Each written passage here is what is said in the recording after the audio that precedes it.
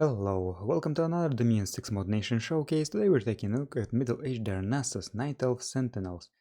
This is obviously based on the Warcraft 3 game, and I actually like this nation much more than I did the Horde nation.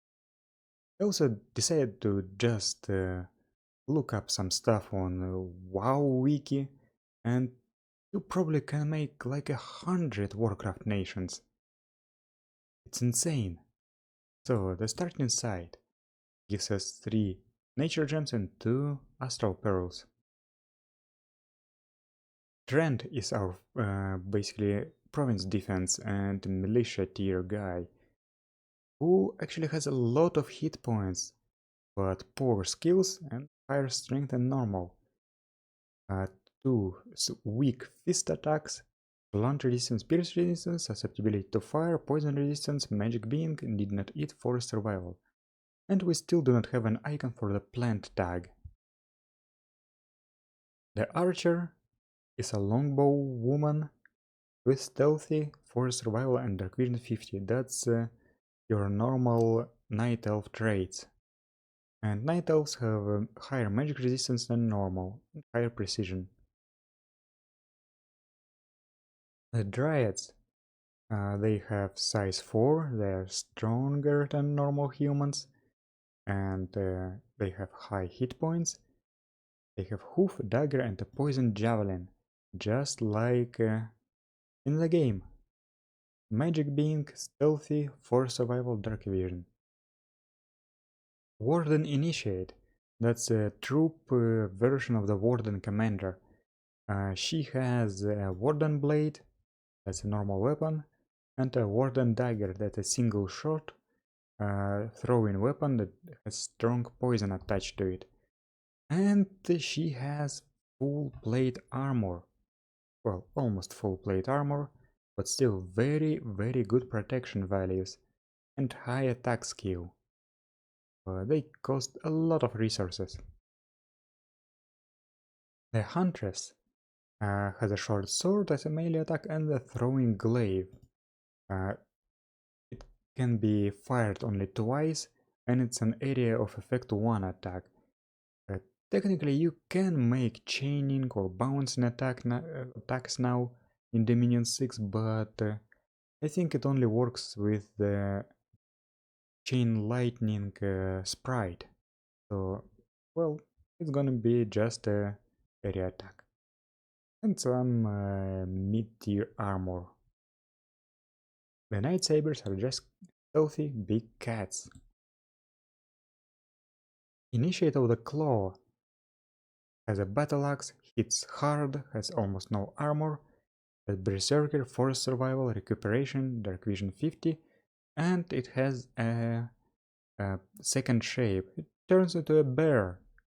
However, you can only recruit 5 of them per turn. The Hippogriff has big talon, a lot of hit points, it's a flyer animal. And you can recruit not only just a Hippogriff, but a Hippogriff with a Hippogriff rider, with an archer, who can shoot. Who probably should have the mobile archer tag now that I think about it. I don't know how it works with flyers. The capital only sacred is the Ancient Protector. Blunt pierce resistant, susceptible to fire, resistant to poison, force survival and siege bonus 10. Has a fist attack and a thrown boulder. Just like the tower in the game. Night Elf Runner is the first commander. That's just a scout. It's based on a campaign unit. Warden is an assassin. You know, a very well armored assassin. The Demon Hunter is another assassin who has ambidextrous, he is blind, not deaf, and he has a fire shield, a weak one, only 4 armor piercing damage. And he wields 2 demonic war blades that deal double damage against demons and are magic weapons. A Mistress of the Hunt also, I believe, is a campaign unit. It's just a stealthy leader for your troops. He has leadership 100. The Druid of the Talon is an Air 2 mage with a guaranteed chance to get 2 levels of Earth or Astral. And they are not stealthy, but they can shapeshift into a Storm Crow. That's a flyer, and I believe he's stealthy. The Druid of the Claw has 2 claw attacks, Earth 1, Astral 1, Nature 1, guaranteed Earth, Astral, Nature random, and a Rare random. Berserker, Recuperation, Dark Vision, and Healer, because you may remember the Rejuvenation spell from Warcraft 3. And I think they also have the Bear second shape. A Priestess of the Moon. It's an Astral 1 Nature, Holy 2 spell. And I can't talk today. Astral 1 Holy 2 Mage with a guaranteed Fire, Air, Earth Astral random and a 20% Fire, Air, Earth Astral random. In addition to all that, they have Stealthy, they have Dark Vision 50, like all the other elves, and they have Fire Longbow. You may remember the Searing Arrow spells. And the Frost Saber is just a Night Saber, but that is sacred and has cold resistance. The capital only slow to recruit mage is the Keeper of the Grove. I really like this sprite. I think it's cool. Astral 2, Nature 3, guaranteed Water or Earth random and rare Water, Earth, Astral, Nature random. Animal 05, poison resistant, magic being, and all the other stuff, but not stealthy. Now let's take a look at the spells and summons. Whereas I don't have the showcase version, so give me a moment. Alright, there it is. So, first we have a Conjuration 2 spell, Conjure Owl Scout. For 3 gems you summon 1 Owl Scout. This is a Nature 1 Astral 1 spell, and this is a stealthy, ethereal, flying scout, just in case you really need to spy on somebody, and it's very stealthy. Then in Conjuration 6 you get Awaken Mountain Giant. That's an Earth 3 Nature 1 spell. For 5 gems you summon 1 Mountain Giant, who has a great club that deals 42 damage, protection 20, 106 hit points, 28 strength, magic being, mountain survival, for survival, siege bonus 10, dark vision 50. In Conjuration 4 you get Contact Fairy Dragons. That's an Astral 2 Nature 2 spell. For 8 gems you summon multiple Fairy Dragons, who have a bite and a mana flare that deals fatigue damage that is armor negating. And they are ethereal flyers, and they have high magic resistance. In Conjuration 7 you get Summon Chimera. That's a Nature 3 Astral 2 spell. For 16 gems you summon 2 Chimeras, for proper size 10 dragons with 2 heads, good stats overall. They have fear, poison resistance, flying, and force survival. They have a corrosive bite that deals acid damage, and 2 vitriol breath attacks. This is not a cone breath weapon, this is an ranged area of effect 1 attack with a fatigue cost. In Conjuration 6 you get Summon Avatar of Vengeance.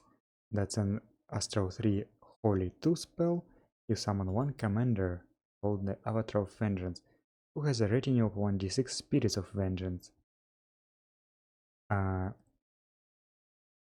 The avatar has a Blade of Vengeance that is an armor negating attack.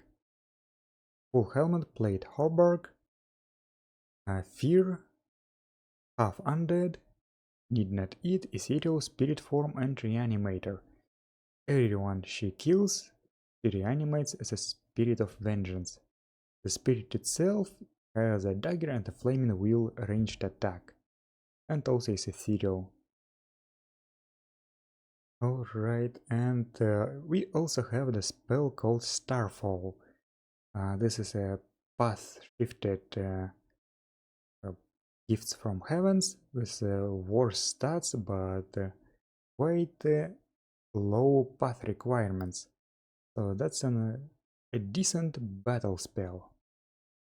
Wait a second, I forgot to show all the heroes. Because I'm a dumbass. First up we have Illidan the Demon Hunter, who is the Demon Hunter with a slightly better fire shield, an actual demon, and who has flying, fire 2, astral 2. And something is wrong with the description. I'll try to fix it. The first of the druids is Malfurion Stormrage, astral 3, nature 4. Scenarios: astral 4, nature 4, animal O3, undead, magic being, ethereal spirit form, spirit side, very strong mage. Hirand, who is a priestess of the moon with astral 3, holy 3, and I think we have Maef. That's a warden with holy 2. Well, the heroes actually aren't that much interesting. So, okay, I'll see you in the pretender section. And let's take a look at the natural pretenders. We have a lineup of the ancients here. Let's start from right to left. The Tree of Life has a rating of 5 wisps. They have a mana flare attack that deals fatigue damage. That's a nature 3 pretender. Blunt resistance, pierce resistance, susceptibility to fire, poison resistance, forest survival, siege bonus 10, supply bonus 40, and summons allies, more wisps. The Tree of Ages is an astral 1 nature 2 pretender with basically the same stuff here. And the Tree of Eternity also has recuperation, but is slightly more expensive. The Ancient of War is a nature 2 pretender with our plant stuff, and defense organizer 4 and inspirational 3. The Ancient of Wonders is an Earth 1 nature 2 pretender with Mastersmith and Forge bonus 2, because it's a magic item shop after all. The Ancient of Lore is an Astral 2 nature 1 pretender with Inspiring Researcher 2. And the Ancient of Wind is an Air 3 pretender with shock resistance and, well, nothing really special. That's it. So, I don't know if this nation saw any play in multiplayer. I have received some feedback back in the day in Dominions 4, but other than that, this nation didn't really change that much. You know, aside from the mandatory changes from Dominions 4 to 5 and 5 to 6. Overall, I think it's okay. But I will see you next time, so thank you for watching.